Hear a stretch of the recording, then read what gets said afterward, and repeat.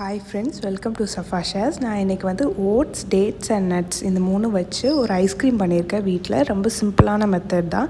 குழந்தைங்க வந்து வெளியே ஐஸ்கிரீம் கொடுக்க நம்ம விரும்பலை அப்படின்னா ஒரு சில டைம் நம்ம இந்த மாதிரி செஞ்சு கொடுக்கலாம். அதுக்கு வந்து ஃபஸ்ட்டு 150 ml பால் எடுத்துக்கலாம். 150 ml வந்து பால் எடுத்து நல்லா கொதிக்க வச்சு எடுத்துக்கோங்க.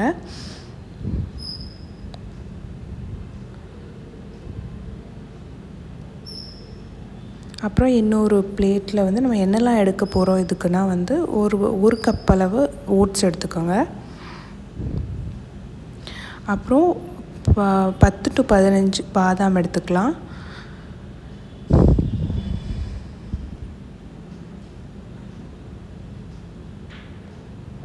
அப்புறம் ஒரு 10 கேஷ்யூ எடுத்துக்கோங்க.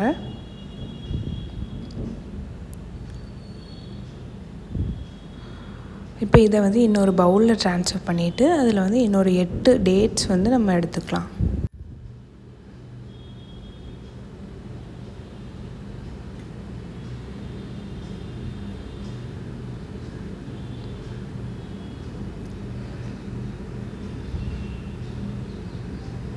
இப்போ இதில் வந்து கொஞ்சம் சூடான பால் ரொம்ப சூடாக இல்லை, மிதமான சூட்டில் இருக்கிற பாலை வந்து நம்ம காய்ச்சி வச்சுருக்க பாலை வந்து இதில் ஆட் பண்ணிக்கோங்க. ஆட் பண்ணிவிட்டு இதை வந்து ஒரு 1.5 மணி நேரத்துக்கு நல்லா ஊற வச்சுருங்க மூடி வச்சு.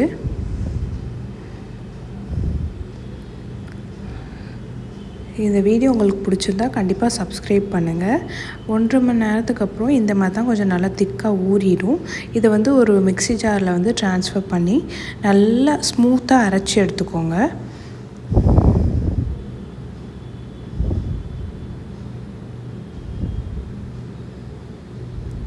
நல்ல ஸ்மூத்தாக அரைச்சி எடுத்துக்கோங்க. இதில் வந்து நம்ம இன்னும் கொஞ்சம் சாக்லேட்ஸ் ஆட் பண்ணிக்கலாம். அது கூட நீங்கள் வந்து ஒரு 1 to 2 ஸ்பூன் வந்து நாட்டு சக்கரை ஆட் பண்ணிக்கோங்க இனிப்புக்காக. இந்த மாதிரி நல்லா அரைச்சி எடுத்துக்கிட்டு இதை வந்து ஒரு பவுல் இல்லைனா ஒரு ஏர்டைட் கண்டெய்னர் எடுத்துக்கோங்க. அதில் வந்து ட்ரான்ஸ்ஃபர் பண்ணிடுங்க. கொஞ்சம் பெரிய கண்டெய்னராக இருக்கட்டும். அப்போ தான் நம்ம ஐஸ்கிரீம் வந்து ஸ்கூப் பண்ணி எடுக்கும்போது நல்லா வரும். இந்த மாதிரி திக்காட்டு இருக்கணும், நல்ல பேஸ்ட் மாதிரி கன்சிஸ்டன்சி.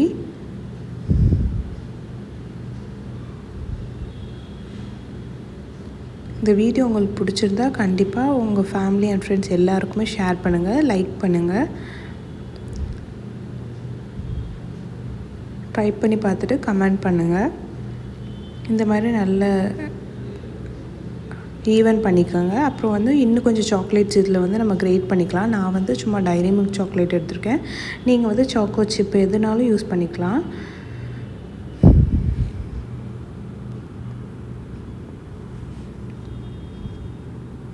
நான் இதில் வந்து நாட்டு சக்கரை ஆட் பண்ணலை.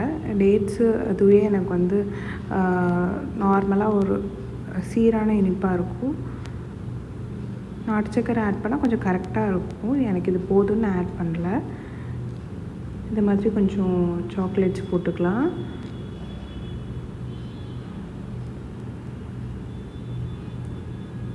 அது கொஞ்சம் ஈவனாக பண்ணிக்கோங்க. இந்த மாதிரி ஆட்டினா ஈவன் ஆகிடும்.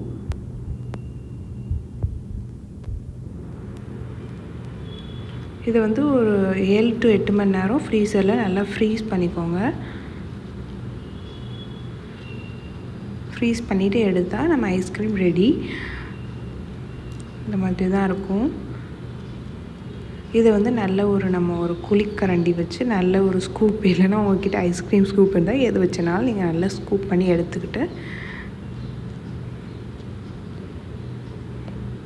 ஒரு ஸ்கூப்பே எல்லாருக்கும் போதுமான அளவு. இதில் அதிகமான நட்ஸு சேர்த்துருக்கிறதுனால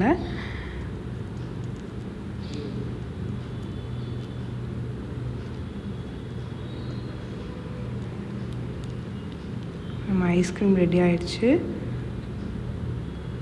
இதை வந்து பிளேட்டில் சர்வ் பண்ணி இதில் வந்து மேலே இன்னும் கொஞ்சம் ஆல்மண்ட் வந்து பாதாம் நல்லா துருவி போட்டுக்கோங்க. சாக்லேட்ஸ் வேணாலும் துருவி போட்டுக்கோங்க. ஐஸ்கிரீம் ரெடி ஆயிடுச்சு.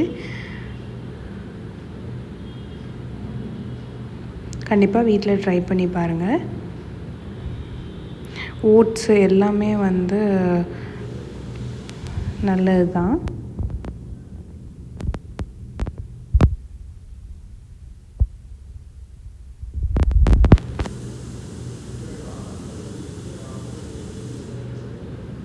சப்ஸ்கிரைப் பண்ணி நோட்டிஃபிகேஷன் பெல்லையும் கிளிக் பண்ணிக்கோங்க. இந்த மாதிரி நான் டிஃப்ரெண்ட்டான ரெசிபீஸ் அண்ட் நிறைய ப்ராடக்ட் ரிவ்யூஸும் போடுவேன்.